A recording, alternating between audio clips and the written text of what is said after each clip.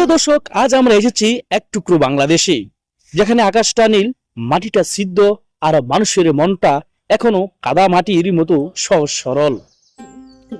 এই যে দেখছেন, এটা একটা গ্রামের স্কুল মাঠ, কিন্তু শুধু মাঠ বললে ভুল হবে।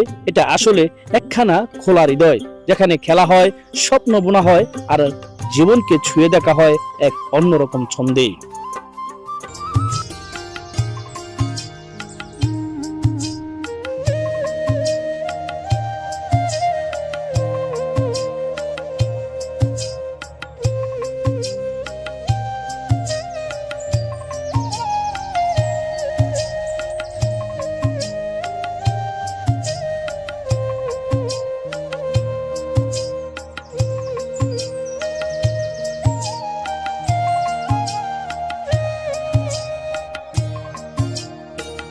এই মাঠে যেমন ছেলেরা কাবাডি খেলছে, মুখে নিঃশ্বাস আটকে কাবাডি কাবাডি বলে যেন জীবনকে ঘুরে দেওয়ার এক লড়াই, তেমনি পাশেই মেয়েরা খেলছেন দড়িলাফ, লাফের তালে তালে বাজছে গ্রামের হৃদয়।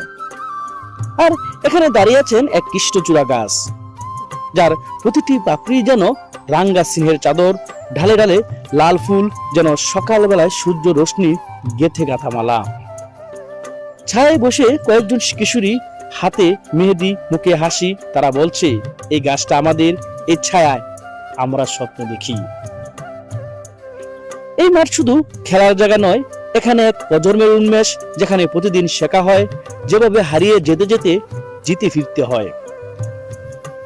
আর এই যে স্কুল, এটা যে এক নীরব শিক্ষক, সবার উপর নজর রাখে, কিন্তু কারো আনন্দে বাধা দেয় না, গভীর ভালোবাসা দিয়ে জ্ঞান আর খেলার মধ্যে তৈরি করে সেতু বন্ধন। বয়স যতই হোক, এ মাঠে সবাই কখনো না কখনো দৌড়িয়েছেন। কেউ হয়তো গোল্লা ছুটে হেরেছেন, আবার কেউ কাবাডিতে জিতে গেছেন। কিন্তু হার জিতের বাইরেও এখানে ছিল হৃদয়ের একটা খেলা, যার নাম বন্ধুত্ব। এই ছোট্ট স্কুল মাঠ, এই কৃষ্ণচূড়া গাছ আর এই গ্রামের পানপন্দন ছবি আমাদের মনে করিয়ে দেয়, আসল শিক্ষা শুধু বইয়ের পাতায় নয়, তা লুকিয়ে আছে গ্রামের মাঠে, প্রকৃতির কোলে আর মাটির গ্রামে। দর্শক, এই প্রাণপন্দ গর্ব নিয়ে আবার আপনাদের সামনে আসবো। ততদিন ভালো থাকুন, সুস্থ থাকুন, এবং মনে রাখুন, বাংলাদেশ শুধু শহরেই নয়, এখনো গ্রামের সবচেয়ে বেশি বেঁচে আছে।